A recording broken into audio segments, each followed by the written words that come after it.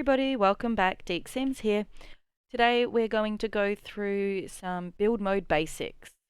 So perhaps you're brand new to The Sims and you just want someone to sort of give you some guidance or point you in the right direction. Or maybe you have been playing before, taken a big break, and when you've come back everything's changed and you just want to brush up on some skills. Either way, this might be the video for you. Let's jump in. Okay, so first up, a lot of people forget that you can toggle the grid on and off simply by pressing G on your keyboard. Sometimes you might want it on if you're trying to build symmetrically. Other times you might like to turn it off so that you can do like landscaping, for instance. Next up, we are going to look at objects and how they stick to the grid. So you can see that whenever I move it, it locks into place on that grid. Even if I try and rotate it, I can, but I can only rotate it certain places. However, if I hold Alt when I have that object in my hand, you can see it moves freely. And the same goes for if I begin rotating, I can move it with much more freedom. Another thing we can do without any cheats on is size objects up and down, and to do this we use Control and the bracket keys on your keyboard that look like this. Simply hold Control while you've got the object in your hand, hit the bracket keys, and that will size the objects up or down, like so. This can be handy for if you want to decorate your builds in creative ways. Okay, so if we want to get any more creative, we are going to have to enable a cheat. It's called the Move Objects cheat, or MOO for short. And to do this, we activate our cheat bar by holding Control-Shift-C. We're then going to type in bb.moveObjects and press Enter. And that will signify that it's now on. To get rid of that box, Control-Shift-C again. Alright, what we can do now is move objects much closer together. So before we had that red line saying nope, you can't go here, or the red outline. Now we can place them as close together as we want, and holding that Alt key, we can pretty much move objects wherever we want, however we want. You can also, now that you have MOO enabled, raise and lower objects like so, using Control and 9 or 0 on your keyboard. This is handy for all sorts of objects. So if I hold Alt and move this mirror, for example, it will only allow me to go side to side. And if I move my mouse, nothing happens. So holding Control and 9, I can raise that up to where I want it. Just have a play around with it and you'll be able to find so many uses for this particular cheat. Another thing that a lot of simmers forget is that there is actually this icon here, styled rooms. There are lots of different categories and heaps in there. So basically, if you can't be bothered building a room, you can select one of these. Simply pick a color and buy the room. Use your arrow keys on your keyboard to rotate the room to where you want it and place it down. Voila! You have a room. And you can keep placing as many rooms as you like to make up your build. And if you decide you don't want it, you can simply delete it. There are heaps of great ideas in here, so if you're looking for ideas, check out the catalogue. Let's look at something a little bit harder. These are platforms versus foundations. They are different. So these here can be used to create your rooms if you don't want to do it with the wall tools. And these over here are specifically platform shapes, but it doesn't really matter. Any of this can be moved and changed to be a room with a foundation or a platform. Let's place a room and let's place just a floor piece. This arrow here is going to control foundation level, while these arrows control platform levels. So they are different. When I lift this up, it's going to move the entire build up, whereas the platform button will just raise that specific area. If you want to change the trims, you can. The platform ones are located here. You can change them to whatever you like. The foundation you can find over here, and you can select and change that as well. So if that wasn't confusing enough, let's just have a look at what the difference is when you're talking about building rooms. So you can see that raised up with the platform, with the foundation. Here, if I draw my wall or build my wall, it doesn't raise up. And the reason is because a platform will raise within a room, whereas a foundation will raise the entire room. So, for example, if I leave my foundation here and I raise up the platform, you can see the build doesn't move. But if I take away those walls, you have got the floor higher in that room now. That is the platform. So this is how people can make split levels or build on top of foundation. As you can see, we can slide them up and down. So there's a lot to play with there. Just get in and have a go. That's the best way to do it, and the best way to learn is just to mess around with it.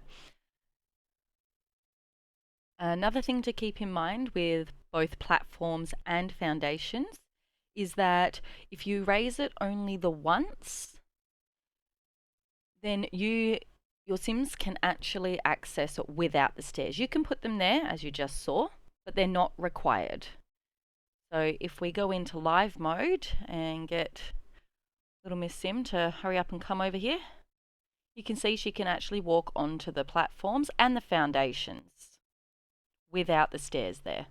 But if you raise it up any higher, then it would be inaccessible without stairs of some description. Another thing we can do is change the height of our walls with these icons here. But what I'm going to show you is how to do a floating floor. So you have your floor on the first level, go up a story, place a floor on the second, delete the one below. You can then move this freely by using the same arrow we use for foundations. You can place that platform or that piece of flooring wherever you like. You could use trims from this area to decorate it. A lot of people will use this type of thing for like patio areas, or they'll lower it down over pools and cut out like an area so that they can have like custom looking pools, but it still needs steps to be accessible, especially at this height. So you can use stairs, place them wherever you want. If you don't feel like using stairs, you could use the ladders instead. It's really up to you. You've just got to work out what you're going to do to make it accessible by your Sims. The other option is raising the terrain. So if you raise the terrain up underneath that platform, and then you can grab the flatten terrain tool and drag it out, that's going to flatten the terrain around it. And obviously your Sims still need to get up to that height of terrain, so you'd still need steps or something somewhere, but they will be able to access that foundation there. And there you have it. Play around with it. Terrain tools can be tricky, so the best way to do it is to jump in and just mess about with it. That's the best way to learn, and yeah, just have a go. As of a very recent update, we now have pond tools, and I'm so pleased about this. So it works very much the same as terrain. To create our pond, you won't be able to put water in at all until you've actually used the terrain tool to create your pond. So lower your terrain wherever it is you may want it to be. Use these sliders to adjust the size or shape. Just make a rough outline, because you can always go through and use the flatten terrain tool or the flatten to height tool it gives you instructions there on how to flatten it to a certain height, or you can just forego it and take a guess. So let's just flatten that out a bit. You can toggle that grid on and off to sort of see what you're doing, see how it looks. Let's say we want to make one section a little bit higher and one section a little bit lower. You can do that. Again, this is just something you have to play with. Lower it down a bit more. Pick whichever of those you want to use to make it a different depth. Once you've done that, you can then go back to your water tool and you can use raise water and it just fills it in. I've got the water depth map on while I'm filling, that's why it looks like that, but if you turn it off it will look like this. You can just fill it up. Once you've filled it to where you want, or if you go too far, you can always lower that water level there. That depth indicator is good because, as you can see, it tells you what depth the Sims can enter the water and play. If it's that dark, deep blue, then they can't access that part of your pond. But the lighter blue and green area, they can. We've got different watercolors here that we can place into the pond, or pool, or fountain. These work for all of them. And we do have objects, some of them are new, some of them are old, that you can just place around to decorate your ponds. This bit down here, pond effects, is new with the update, and we can put a whole range of things in our ponds. If you don't have any of your cheats on, you will only be able to place it in the water. However, because we have move objects on, we can actually place these outside of the ponds too. You can raise, lower them, do all sorts. Get creative. Once you've placed a few things in, go to live mode and see that they will pop up, and even our little dragonflies that we placed outside of the pond show up too. So it's a very cool new feature that we've been spoiled with here, and obviously it still needs to be somewhat accessible, so that part of the pond I would have to do a little bit of work on, but over here you can enter there on that slope and play in the pond. Also a cool new feature. So that's the basics for ponds.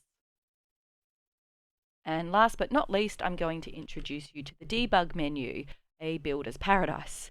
So we activate our cheat window, Control-Shift-C, and we're going to type in two codes. First one is BB show live edit objects, and we click enter.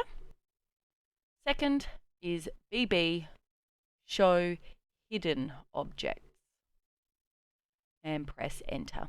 This will give you a whole new menu of items, but we need to search it. So down here in our search bar, we type in debug, or the beginning of the word, and you will see that it will pop up just like this. Click on that and ensure that this menu says show all. You can filter here in many ways, because the debug menu is quite large, especially if you have a lot of packs. So you can select just base game, or if you're looking for something in a particular pack, you can do it this way. So for the purpose of today, we'll just click base game, and you can see that there are a whole bunch of objects that you wouldn't normally see. Things like this you can use to build inside of and just give it a look. You've got cars. There are so many different things to choose from. Like, the options are endless, especially if you're using some of the little hacks we've been through today, such as the Alt key or sizing up and down, things like that. Like so, you can create so many different things. The sky is the limit. This is probably the most well-known and best cheat or hack that I know of. I use debug items in so many builds. It just gives it a bit of flair. This vent is very popular, especially in bathrooms, things like that, just to hide little things that you don't want people to see once you've finished being creative. But yeah, so many things. Like I said, it is really difficult to get through all the objects, so I do suggest filtering. It just makes it easier to get through. There is a mod that you can download that has it so that you can filter through the objects more easily, but I don't use mods or CC, so it's just a matter of searching. But yeah, I hope you've enjoyed this tutorial. And if you have any questions or anything, just leave them in a comment below and I'll get back to you. Thanks for watching my video, guys. If you enjoyed what you saw and you want to see more, make sure you subscribe and also click on that notification bell so you don't miss out on new content. You can also check me out on my socials.